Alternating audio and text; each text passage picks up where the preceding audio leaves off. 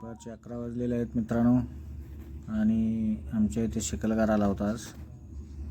राणीची नखं आणि केस खूप वाढली होती, त्याच्यामुळं नखं आणि केस काढायसाठी शिकलगारला 400 रुपये देण्यास ठरले.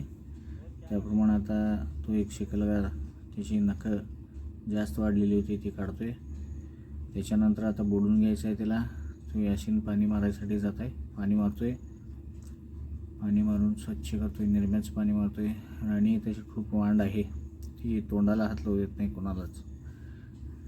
तो पाणी मारायचा प्रयत्न करतोय याशीन, परंतु तिला पाणी मारू देत नाही. एका साईडनं आता धुवून घेतला याशीननं, आता दुसऱ्या साईडला तो धुवायला जातोय. दुसऱ्या साईडनं स्वच्छ धुवून तिला आता दोघं मिळून दोन्ही साईडनं बोडायला चालू करणार आहेत. तिला आता बोडून स्वच्छ करून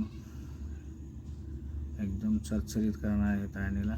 त्याच्यामुळे राणी खूपच देखणी दिसणार आहे. आणि हा सुंदर पहा, हातीमध्ये लुडबुड चालवायची, सारखा इकडून तिकडे तिकडून इकडे सुंदरची लुडबुड चालू असते. आता धुवून झालेला आहे तिला, आणि आता दोघं मिळून बोडायला सुरुवात करतात. बोडताना थोडं रक्त येत होतं. मी त्यांना विचारलं तर ते म्हणाले थोडे थोडे पुरळ उठलेले असतात, त्याला वस्त्र लागला की ते रक्त येते म्हणून. तिला आता बोडून झालेलं आहे. बोडून झाल्यानंतर आम्ही स्वच्छ गोठा धुवून घेतलेला आहे.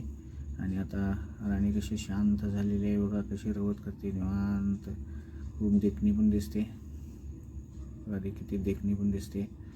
गोठा स्वच्छ चरचरीत केलेला आहे मी सगळीकडं, अगदी घाण बिन सगळी उचलून टाकली बाहेर.